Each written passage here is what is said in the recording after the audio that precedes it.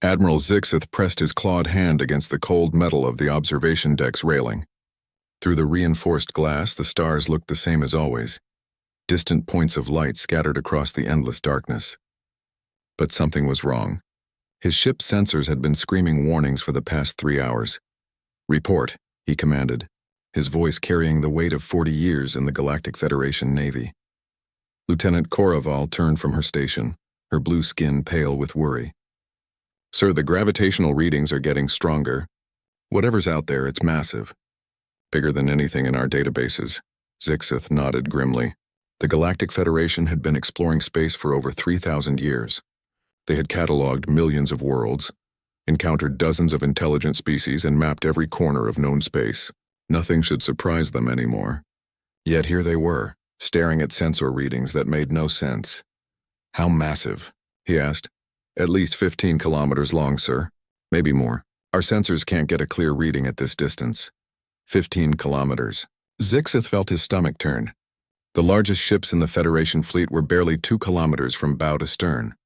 The pride of their navy, the massive dreadnought Eternal Vigilance, measured only 1.8 kilometers. What they were detecting was 8 times larger than their biggest warship. "Could it be a space station?" asked Commander Velnox, the fleet's tactical officer.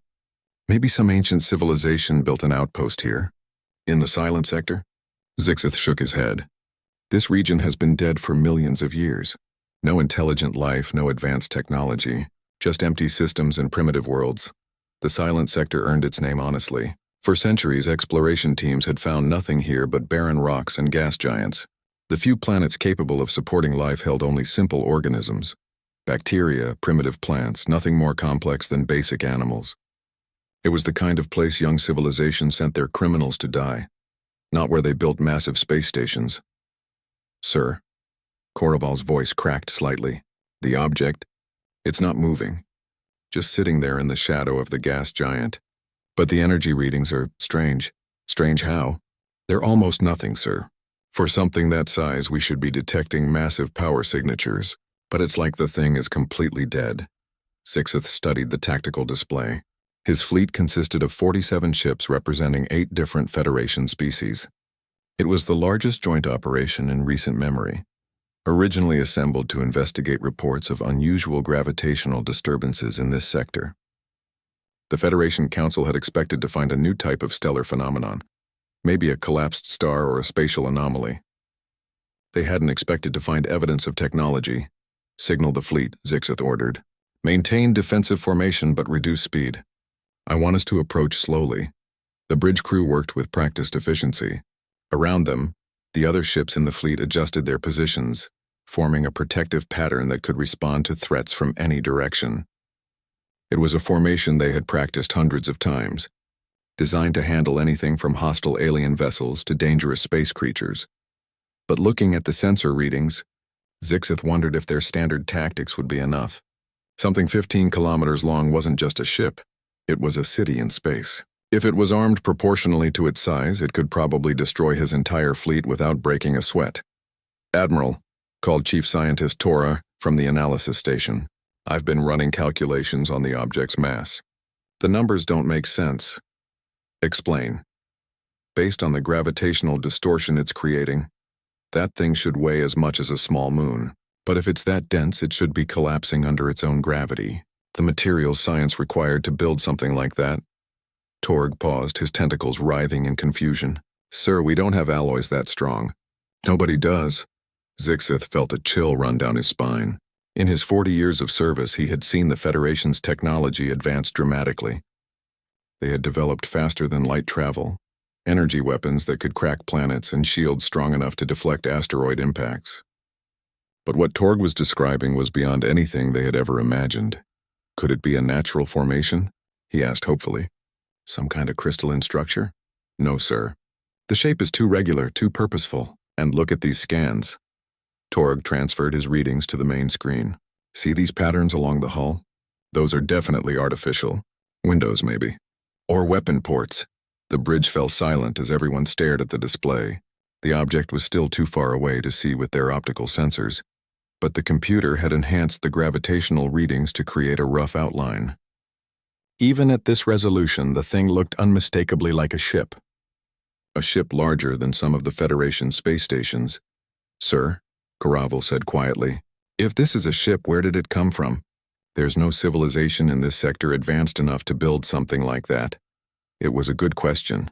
The Federation had detailed records of every spacefaring species within 1,000 light-years.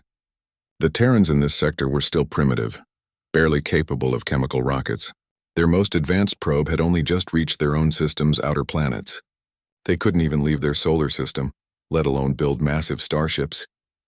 "Maybe it's not from around here," suggested Velnox. "Could be an exploration vessel from outside Federation space." Zixth considered this. There were rumors of advanced civilizations beyond the galactic rim, species that had developed independently of the Federation. Most scholars dismissed these stories as fantasy, but what if they were wrong? What if something from the deep unknown had finally decided to visit Federation space? "Admiral," Caraval's voice was sharp with alarm. "The object is moving." Every head on the bridge turned toward the sensor station. On the main screen, the gravitational readings showed the massive object slowly rotating, bringing what might be its front end toward their fleet. "Power readings are still minimal," Torg reported. "Whatever it's doing, it's not using much energy." "Could be running on backup power," Velnox suggested. "Maybe the crew is in hibernation?" Or maybe, Zixith thought grimly, they were just now waking up. He had read enough ancient texts to know that some species preferred to sleep through long voyages, especially journeys between galaxies. If the ship had come from somewhere very far away, its crew might have been asleep for thousands of years. "Continue approach," he ordered. "But keep all weapons ready. If that thing is hostile, I want to be prepared." The fleet moved forward through the darkness, their formation tight and disciplined. Each ship was ready for battle, their best crews at every station. But as they drew closer to the mysterious object, Zixith couldn't shake the feeling that they were flies approaching a sleeping giant. In the distance, the massive ship continued its slow rotation, its hull still dark against the stars. Whatever civilization had built it, they possessed technology far beyond anything the Federation had ever seen. And now, after possibly sleeping for millennia, they were starting to wake up. Zixith only hoped they would be friendly. Captain Sarah Chen stood in the command center of the UHDF Ragnarok's Fury, watching the main display with growing excitement. After 6 months of routine patrol through empty space, they had finally encountered something interesting. The ship's sensors had detected a formation of unknown vessels approaching their position. "Athena, give me a full analysis," she said to the ship's artificial intelligence. "Captain," Athena's calm voice filled the bridge, "I count 47 vessels in a tight defensive formation. Their technology appears to be significantly less advanced than our own, but they are clearly spacefaring. This represents first contact with an alien civilization." Sarah felt her heart race. First contact. After centuries of searching, humanity had finally found proof that they weren't alone in the universe. The implications were staggering. New technologies to learn, new cultures to explore, new friends to make among the stars. "Power up the communication arrays," she ordered. "I want to transmit a standard first contact package. Mathematical sequences, peaceful intentions, basic information about humanity." Around the bridge, her crew worked with quiet efficiency. The Ragnarok's Fury was one of humanity's newest Titan-class warships, a massive vessel designed to patrol the outer edges of human space. At 15 kilometers long, it was large even by human standards, but its size was necessary to house the advanced technologies that made deep space exploration possible. "Communication arrays online," reported Lieutenant Commander Torres from the communications station, broadcasting on all frequencies. "Excellent. Athena, begin standard first contact protocols. Let's make a good impression." What Sarah didn't know was that her ship's standard first contact procedures were about to terrify the alien fleet beyond their wildest nightmares. On the bridge of the Eternal Vigilance, Admiral Zixith watched in growing horror as the massive object suddenly blazed to life. Energy readings that had been barely detectable moments before now spiked beyond his instrument's ability to measure. The hull, which had appeared dark and lifeless, now glowed with patterns of light that stretched across its impossible length. "Report," he barked. "Sir, energy output just increased by a factor of 10,000. Caraval's voice shook. "Whatever that thing is, it just went from standby power to full operational status." "Weapons," demanded Velnox. "Unknown, sir. The energy patterns don't match anything in our databases. But with power levels like that, Torg paused, running calculations. Sir, if even a fraction of that energy was directed at us, it could vaporize our entire fleet. Zixith stared at the tactical display in disbelief. The massive ship wasn't just active now, it was broadcasting signals across the entire electromagnetic spectrum. Radio waves, subspace transmissions, even exotic particle beams he didn't recognize. It was like watching a sleeping god wake up and announce its presence to the universe. Sir, Koraval called out. They're launching something. Multiple objects, small and fast. On the Ragnarok's Fury, Captain Chen watched the communication drones deploy from their launch bays. Each drone was equipped with advanced translation software and peaceful imagery designed to help bridge the gap between species with no common language. Drones are in position, Torres reported. Beginning transmission of cultural exchange packages. Perfect. Any response from the alien fleet? Not yet, Captain. But their formation is tightening. They might be nervous, Sarah nodded understandingly. First contact could be scary for any species.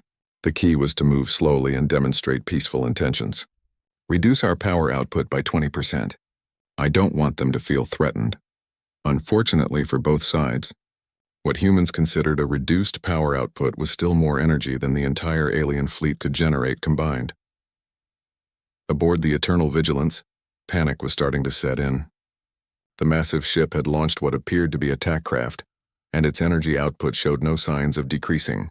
Worse, their communications specialist had detected the alien transmissions and the content was terrifying. Admiral, Chief Communications Officer Yilren reported with obvious fear. We've partially decoded their signals.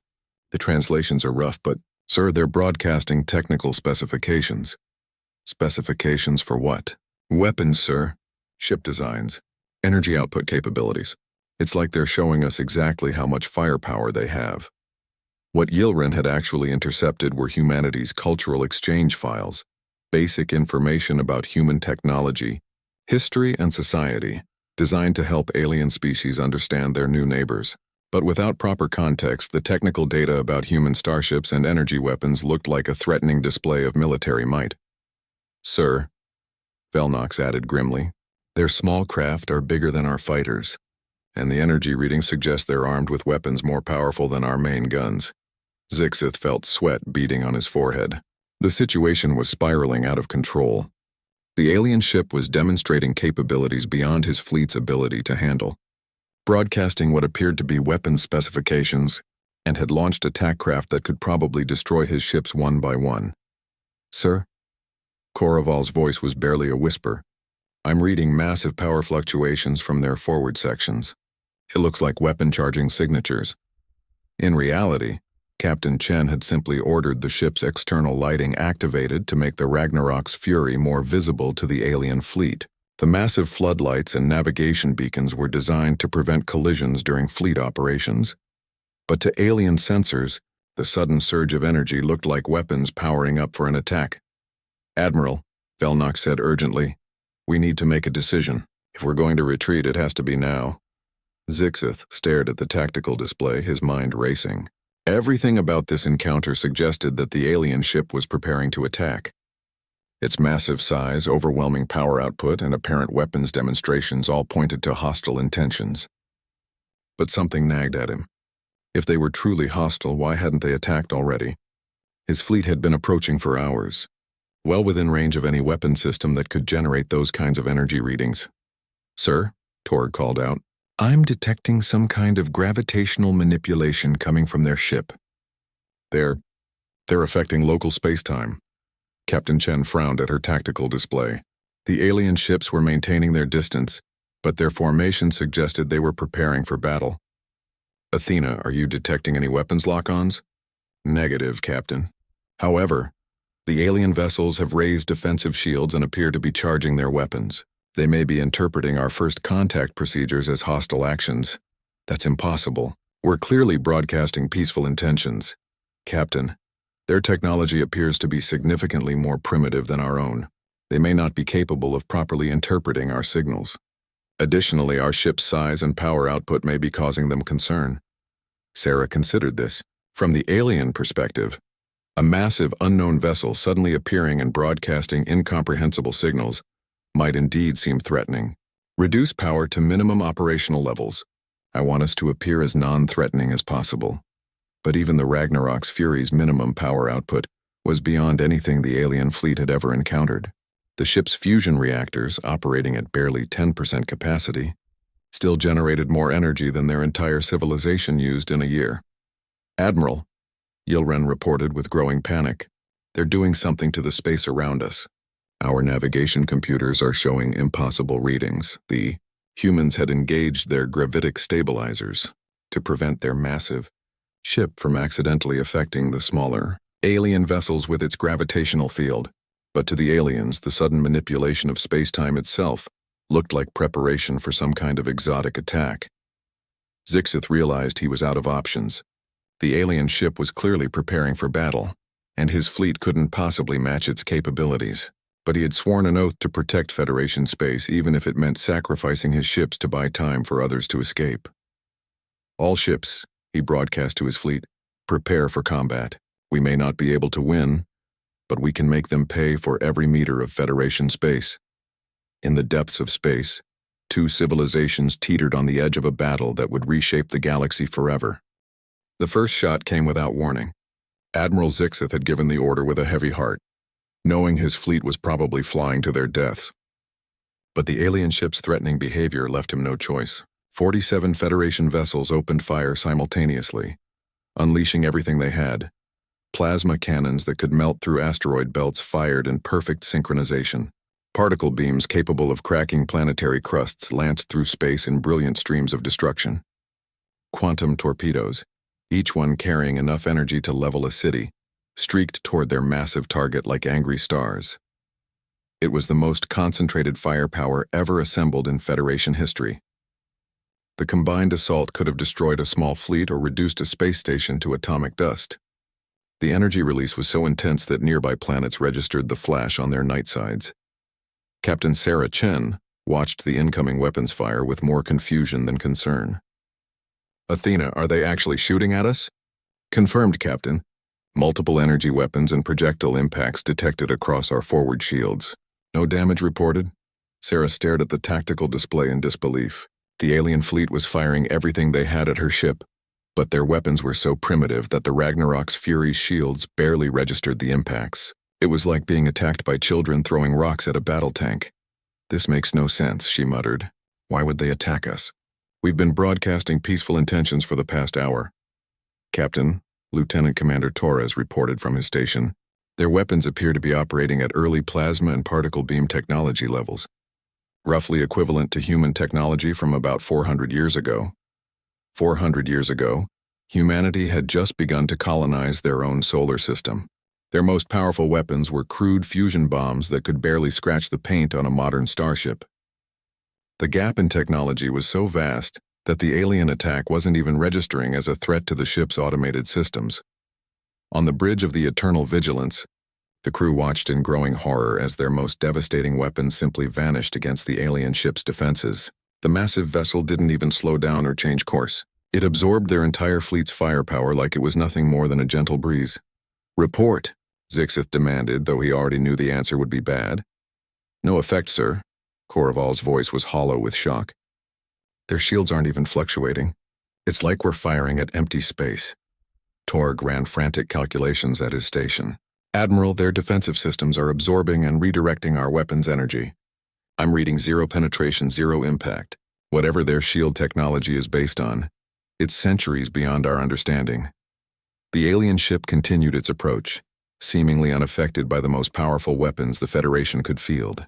Its hull showed no damage, no signs of stress or strain. It was as if the laws of physics themselves had decided to protect the massive vessel from harm.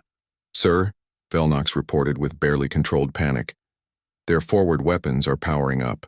Energy readings are—" "My God, Admiral, the power levels are beyond our instrument's ability to measure." Captain Chen had reached a decision. The alien fleet was clearly terrified and acting out of fear. She needed to demonstrate that humanity was not a threat, but in a way they could understand. A show of force that would prove the Ragnarok's fury could defend itself, while making it clear that humans had no intention of using that power against peaceful neighbors. "Athena, I want a demonstration shot. Something that will get their attention but won't endanger any of their ships. Captain, I recommend targeting the asteroid field approximately 50,000 kilometers to our starboard. A single pulse from our tertiary defense array should be sufficient. Make it happen. The Ragnarok's Fury's tertiary defense system was designed to destroy incoming missiles and fighter craft. By human standards, it was one of their lighter weapons, barely worth mentioning in their ship's specifications. But what the humans considered a point defense gun was about to redefine the Federation's understanding of destructive power. The weapon fired once, a brief pulse of coherent gravitational energy that lasted less than a microsecond. The beam was invisible to the naked eye, detectable only as a slight distortion in space-time itself. It reached the asteroid field in the blink of an eye and selected a target, a rocky body roughly the size of Earth's moon. What happened next violated everything the Federation knew about physics. The asteroid didn't explode. It didn't shatter into fragments or melt into plasma. Instead, it simply ceased to exist.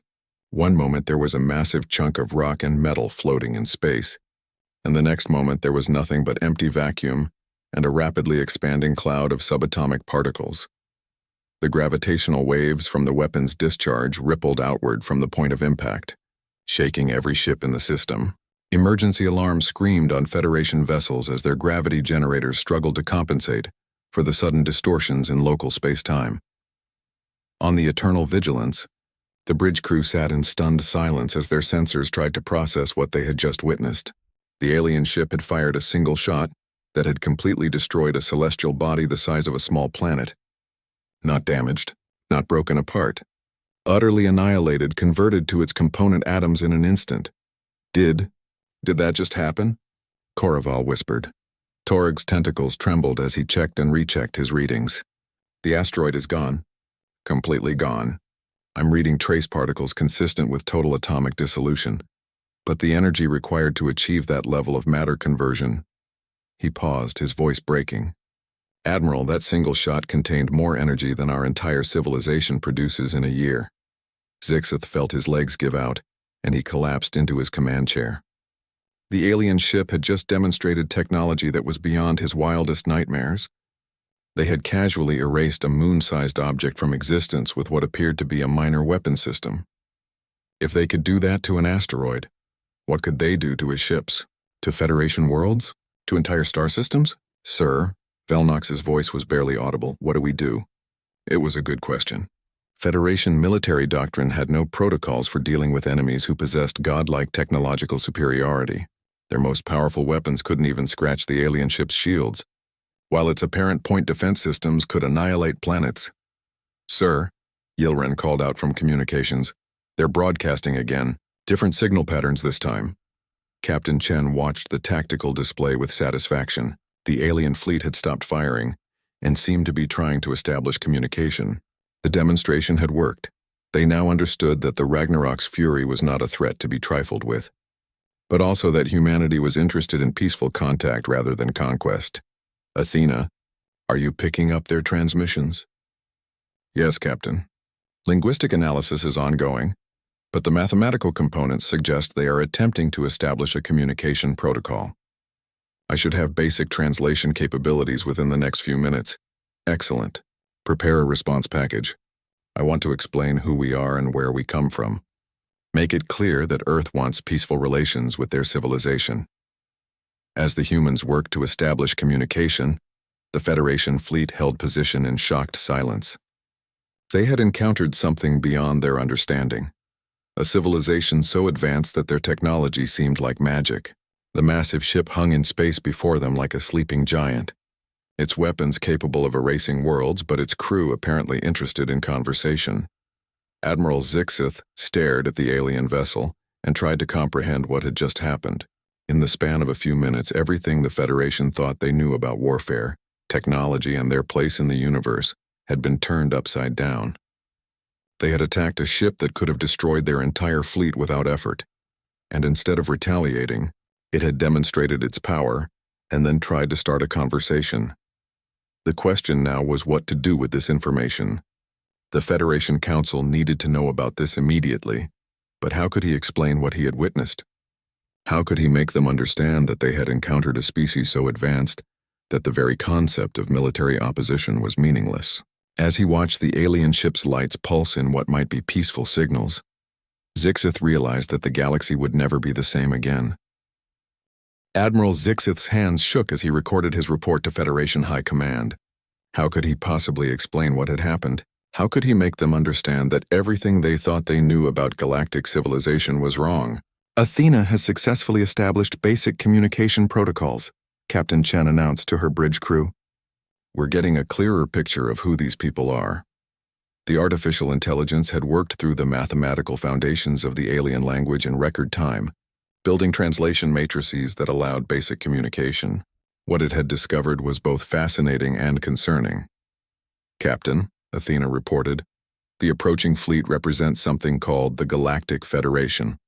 Based on their initial communications, they appear to be a coalition of multiple species that has existed for over 3,000 years. They were investigating gravitational anomalies in this region when they detected our presence. Sarah felt a thrill of excitement. 3,000 years of galactic civilization. The cultural exchange possibilities were incredible. Humanity had so much to learn from species with that kind of history. Send them our standard first contact package, she ordered. Full cultural database, historical records, technological overviews. I want them to understand who we are and where we come. From what Captain Chen didn't realize was that her standard first contact package would terrify the Federation more than any weapon demonstration possibly could. On the Eternal Vigilance, Communications Officer Yilren worked frantically to decode the massive data transmission the alien ship had just sent. The information package was enormous, containing what appeared to be the complete history and technical specifications of an entire civilization. Admiral, Yilren called out, his voice tight with barely controlled panic. You need to see this. Zixith moved to the communications station, dreading what he might find. The display showed streams of translated data flowing past faster than anyone could read. Technical manuals, historical records, cultural information, and most terrifying of all, detailed specifications for their technology. Sir? Yilren pointed to one particular readout. According to this data, the ship we're facing is classified as a routine patrol vessel. It's not their flagship or their most advanced warship. It's just a standard patrol boat. The bridge fell silent as the implications sank in.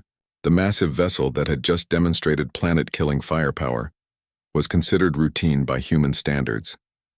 If this was what they sent on patrol missions, what did their actual warships look like? There's more, sir, Yilren continued, scrolling through the data. They're claiming to have hundreds of ships this size or larger. Their home system contains multiple space stations that dwarf anything in Federation space, and their weapons. He paused, double-checking his translation. Sir, what they used against the asteroid was listed as a tertiary point defense system. Torg looked up from his analysis station, his face pale. Admiral, if their point defense weapons can annihilate moons, what can their main guns do? It was a question none of them wanted to answer. The Federation's most powerful weapons could crack continents, but these humans seemed to treat planet-killing firepower as standard equipment for minor defensive systems. Sir? Velnox reported from Tactical. They're requesting permission to send a diplomatic party to establish formal relations. They want to meet with Federation representatives to discuss trade agreements and cultural exchange. Trade agreements. Cultural exchange. The humans were talking about business partnerships and scientific cooperation, while possessing technology that could sterilize the entire galaxy. Either they were the most benevolent species in the universe, or they were so confident in their superiority that they didn't even consider the Federation a potential threat. Admiral, Coraval's voice was urgent. Incoming transmission from Federation High Command. Priority Alpha. Zixith straightened his uniform and activated the communication link. The face of Fleet Admiral Mordak appeared on the screen, his expression serious. Admiral Zixith, we've been monitoring the energy signatures from your location. Our long-range sensors detected what appeared to be a massive weapons discharge. Report. Sir, Zixith began carefully, we have encountered an unknown species with technological capabilities far exceeding our own. The energy signature you detected was a demonstration of their weapon systems. A single shot from what they classify as a defensive weapon completely destroyed a moon-sized asteroid. Mordak's expression didn't change, but Zixith could see the tension in his eyes. Hostile intentions? Unknown, sir. They claim to be peaceful and are requesting diplomatic contact. However, their technological superiority is so overwhelming that the question of their intentions may be irrelevant. If they wanted to destroy us, we would have no way to stop them. I see. Admiral, you are ordered to maintain contact, but avoid any actions that might be perceived as aggressive. I'm dispatching additional fleets to your location. Sir, respectfully, additional fleets won't help. This single vessel has capabilities that exceed our entire Navy combined. If they are hostile, numbers won't matter. Mordak was quiet for a long moment. Admiral, are you certain of your assessment? Yes, sir. I'm transmitting all sensor data and communication records. Sir, I strongly recommend we prepare for the possibility that humanity is now the dominant power in this galaxy. After the communication ended, Zixith slumped in his chair. He had just told his superior that the Federation, the most powerful political entity in known space, was now effectively obsolete. A species they had never heard of had appeared from nowhere with technology that made their greatest achievements look like children's toys. Meanwhile, Captain Chen was growing frustrated with the aliens' apparent reluctance to engage in normal diplomatic procedures. Athena, why are they taking so long to respond to our trade proposals? Captain, analysis of their communication patterns suggests they are experiencing significant distress. Their ship classifications, power generation capabilities, and weapon systems appear to be causing them considerable concern. That's ridiculous. We've been completely transparent about our technology. There's nothing threatening about our specifications. Captain, I believe the issue may be one of scale. Our routine capabilities appear to be far beyond their most advanced systems. From their perspective, we may appear to be an impossibly advanced civilization. Sarah considered this. It was true that humanity had advanced rapidly in recent centuries, but she hadn't thought the gap would be that significant. How big is the technology differential? Based on their ship's energy outputs and weapons capabilities, I estimate they are approximately 400 to 500 years behind current human technology. 500 years. Sarah tried to imagine humanity's reaction if they had encountered star-spanning civilizations back when they were still using chemical rockets. The culture shock would have been enormous. Athena, revise our first contact protocols. I want to approach this more gradually. We don't want to overwhelm them. But it was too late for gradual approaches. Across Federation space, quantum communication networks were carrying the news of humanity's existence to every major world and space station. The reports were fragmentary and often contradictory, but the core message was clear. A new species had been discovered, and they possessed technology that made the Federation look primitive. On the industrial world of Corvin Prime, factory workers abandoned their shifts to watch emergency broadcasts about the human crisis. On the trading hub of New Centauri, stock markets crashed as investors panicked about the implications of human technology for galactic commerce.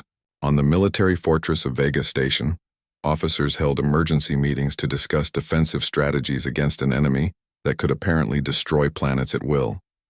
Within hours, the name humanity had become the most feared word in Federation space. Reports of their ship's capabilities spread faster than governments could classify them, growing more exaggerated with each retelling. By the time the news reached the outer colonies, humans were being described as godlike beings who could destroy stars and reshape reality itself. The galaxy was gripped by a panic unlike anything in recorded history. For the first time in 3,000 years, the Federation faced the possibility that they were no longer the dominant force in their region of space. And the most terrifying part was that the humans seemed genuinely friendly, apparently unaware of the existential crisis their mere presence had triggered. As Captain Chen prepared her next diplomatic transmission, she had no idea that her peaceful patrol mission had just become the most significant event in galactic history. The emergency session of the Galactic Federation Council was unlike anything in the organization's 3,000-year history.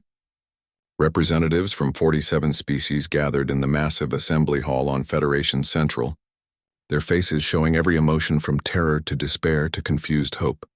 Chancellor Vexmari of the Altarian Republic called the session to order, her normally steady voice shaking slightly. We are here to discuss the reports from Admiral Zixth's fleet regarding first contact with a species calling themselves humans. Before we begin formal proceedings, I want everyone to understand the gravity of our situation. She activated the chamber's main display, showing the sensor recordings from the encounter. The assembled delegates watched in stunned silence as the massive human ship absorbed the combined firepower of an entire Federation fleet, then casually annihilated a moon-sized asteroid with what their own data claimed was a point defense weapon. According to the intelligence we've gathered, Vexmari continued, this vessel represents routine patrol capabilities for human space forces. They claim to possess hundreds of similar ships with larger vessels available for fleet operations.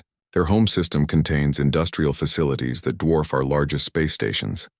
Delegate Morkoth of the Zentari Confederation raised a shaking hand. Chancellor, what are our military options? Fleet Admiral Torreseval stood slowly, his weathered face grim. There are no military options. Our most advanced weapons cannot penetrate their defensive systems.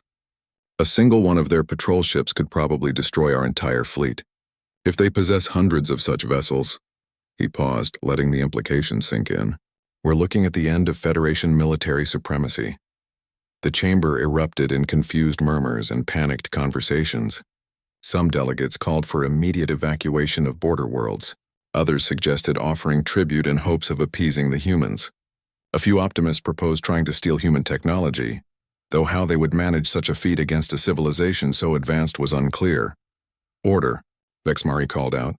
We need to approach this rationally. What do we know about human intentions? Admiral Zixith stepped forward to address the assembly. Based on our communications, they appear to be genuinely peaceful. They've expressed interest in trade agreements, cultural exchange, and scientific cooperation. They seem to view us as potential friends rather than enemies. How can we trust that? Demanded Delegate Korshan of the warrior clans. They could be deceiving us, lulling us into complacency before they attack. With respect, Zixith replied, if they wanted to attack us, they wouldn't need deception. They could have destroyed my entire fleet in minutes. Instead, they demonstrated their power and then tried to start a conversation. Dr. Yolandra, the Federation's chief xenopsychologist, stood to address the chamber. I've been analyzing the human cultural data they transmitted. Their history shows a pattern of aggressive expansion in their early development, but their recent centuries have been marked by increasing cooperation and peaceful coexistence among their own species. They appear to have genuinely evolved beyond the need for territorial conquest. Or they're so powerful that conquest is irrelevant to them, Korshan countered. They can simply take whatever they want. Meanwhile, on Earth, the news of first contact had triggered celebrations across the planet. Humanity had dreamed of meeting alien civilizations for centuries, and now it had finally happened. The fact that the Federation represented dozens of species with thousands of years of history made the discovery even more exciting. Ambassador Maria Santos reviewed her briefing materials one final time as her ship, the diplomatic vessel Open Hand, prepared to dock with Federation Central. As Earth's most experienced interstellar diplomat, she had been chosen to establish formal relations with galactic civilization. Ambassador, Captain Rodriguez called from the bridge. We're receiving docking instructions from Federation Central. They're very accommodating. They've cleared their entire primary docking bay for us, Maria frowned. The Open Hand was a small diplomatic vessel, barely 200 meters long. It shouldn't require an entire docking bay. Did you tell them our ship's dimensions? Yes, ma'am. 3 times. They seemed surprised by how small we are. As the Open Hand approached the station, Maria could see crowds gathered at the observation decks. Thousands of aliens pressed against the windows, all trying to get a look at the human ship.